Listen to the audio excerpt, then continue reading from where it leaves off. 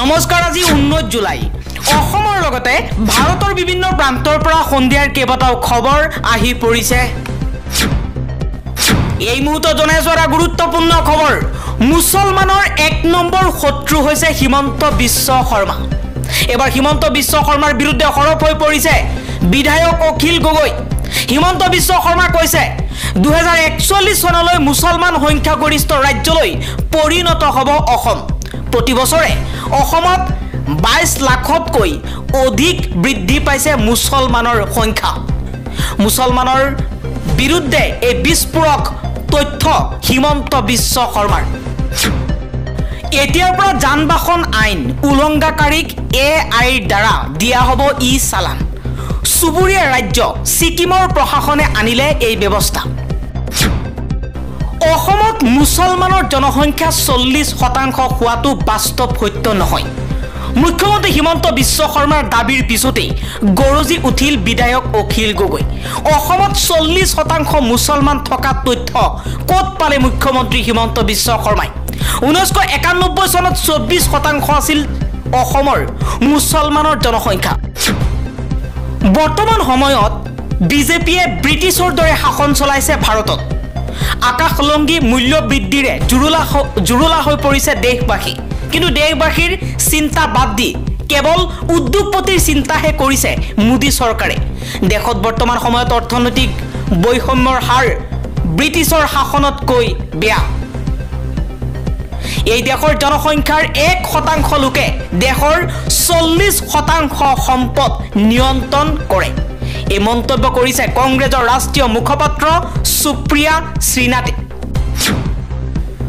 এবাৰ মুছলমানৰ বিৰুদ্ধে সৰব হৈ পৰিছে হিমন্ত বিশ্ব শৰ্মা প্ৰতি 10 বছৰৰ মূৰে মূৰে অসমত 29 পৰা 30% লৈ বাঢ়ি আছে মুছলমানৰ সংখ্যা এনেধৰণে মুছলমানৰ সংখ্যা বাঢ়িলে হয়তো কিছু বছৰৰ পাছতেই অসম হ'ব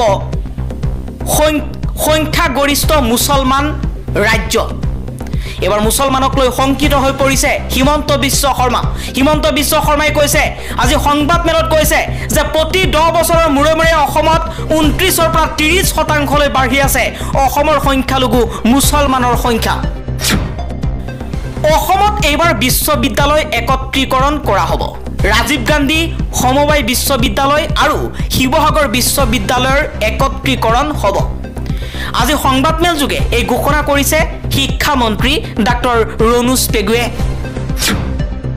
আলফাৰ সেনাধ্যক্ষ পৰেশ বৰুৱাক NIA আদালতত হাজিৰৰ নিৰ্দেশনা বাতৰি কাকতত বিজ্ঞাপন প্ৰকাশ কৰি এই নিৰ্দেশনা দিছে আদালতৰ ফালৰ পৰা 3 আগষ্টত আদালতত হাজিৰ হ'ব লাগিব পৰেশ বৰুৱাৰ লগতে অৰুণোদয় দখুতিয়ালৈও নিৰ্দেশনা জাৰি কৰিছে বিশ্ববিদ্যালয় চৌহদত এতিয়াৰ পৰা কৰিব নোৱাৰিব কোনো ধৰণৰ প্ৰতিবাদ অধিসূচনা জাৰি কৰা হৈছে জৱাহৰলাল নেহৰু বিশ্ববিদ্যালয়ৰ ফালৰ পৰা বিশ্ববিদ্যালয় কেম্পাছৰ ভিতৰত আৰু কোনো ধৰণৰ প্ৰতিবাদী কাৰ্যসূচী আয়োজন কৰিব নোৱাৰিব নতুন দিল্লীৰ জৱাহৰলাল নেহৰু বিশ্ববিদ্যালয় কৰ্তৃপক্ষই এই অধিসূচনা জাৰি কৰিছে আজি শেহতীয়াকৈ বিশ্ববিদ্যালয় চৌহদত প্ৰতিবাদ আন্দোলন সন্দৰ্ভত উচ্চ ন্যায়ালয়ত গোচৰ ৰুজু হৈছিল শিক্ষানুষ্ঠানত প্ৰতিবাদী কাৰ্যসূচী ৰূপায়ণ অনুষ্ঠিত কৰিব নোৱাৰিব বুলি আদালতে কৈছে আদালতৰ এই নিৰ্দেশ সোঁৱৰাই বিশ্ববিদ্যালয় কৰ্তৃপক্ষই জনাইছে যে প্ৰশাসনিক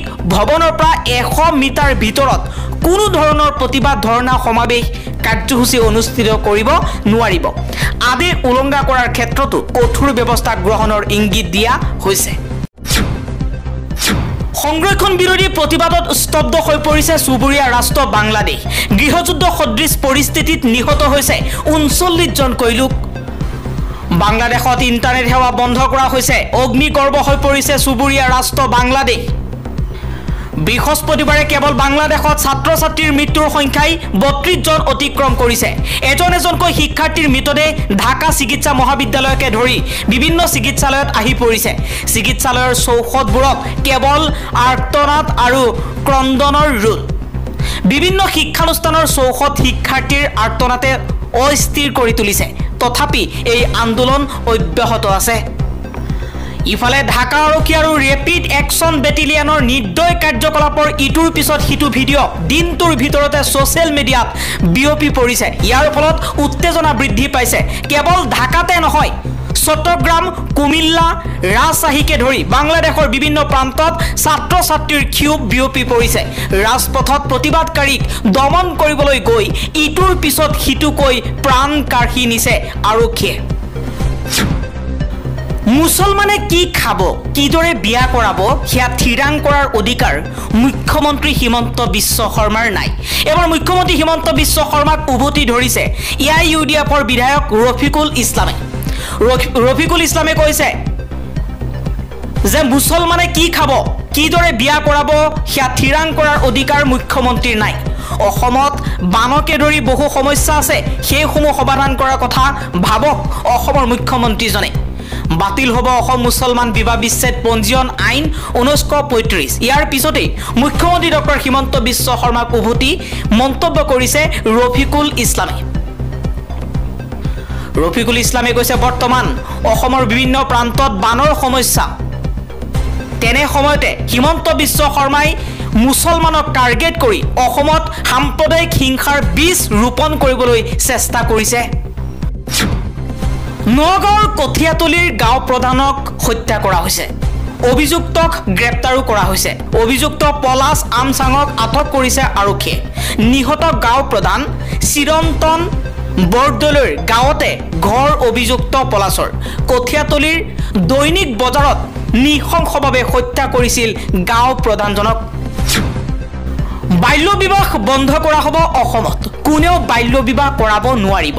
বাল্য বিবাহক লৈ কিছু সময় পূৰ্বে মুখ্যমন্ত্ৰী হিমন্ত বিশ্ব শৰ্মাই কেইবাটাও মন্তব্য কৰিছে। বাল্য বিবাহৰ বিৰুদ্ধে আমাৰ নিৰবিচ্ছিন্ন যুঁজে কেৱল সমাজৰ পৰিৱৰ্তন অনাই নহয়, আমাৰ কন্যাসকলৰ বাবে এক সুস্থ জীৱনো নিশ্চিত কৰিছে। হিমন্ত বিশ্ব শৰ্মাই দিয়া তথ্য মতে 2022 চনৰ এপ্ৰিল মাহত কিশোৰীৰ গৰ্ভধাৰণ আছিল 9330 জন। 2024 চনৰ জুন মাহত কিশোৰীৰ গৰ্ভধাৰণ 3400 এজনলৈ হ্ৰাস পাইছে।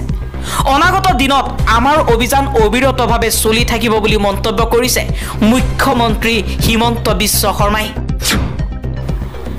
নীট ইউজিৰ প্ৰশ্নকাকত ফাদিল সংক্ৰান্তীয় গোচৰত 4জনকৈ ছাত্ৰক গ্ৰেপ্তাৰ কৰিছে CBI। প্ৰশ্ন সমাধান কৰা গোটৰ অংশ হোৱাৰ অভিযোগত গ্ৰেপ্তাৰ পাটনা এইমছৰ এই 4গৰাকীকৈ ছাত্ৰ। বাল্য বিবাহক ধৰ্মীয় ভিত্তিত মই নেচাওঁ। অসমত বাল্য বিবাহ নিৰ্মূল হ'বই লাগিব।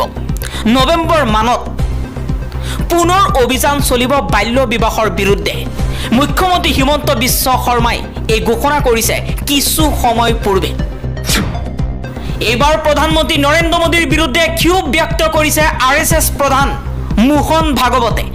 মোহন ভাগৱতে কৈছে মানুহ হিচাপে জন্ম লৈ কিছুমানে নিজকে দেৱতা, ভগৱান, বিশ্বৰূপ হ'ব বিচাৰিছে। নাম নোলোৱাকৈ প্ৰধানমন্ত্ৰী নৰেন্দ্ৰ মোদীক লৈ এই মন্তব্য কৰিছে RSS প্ৰধান মোহন ভাগৱতে। মোহন ভাগৱতে কৈছে কিছুমানে মানুহ হিচাপে জন্ম লৈ দেৱতা, ভগৱান, বিশ্বৰূপ ল'ব বিচাৰে।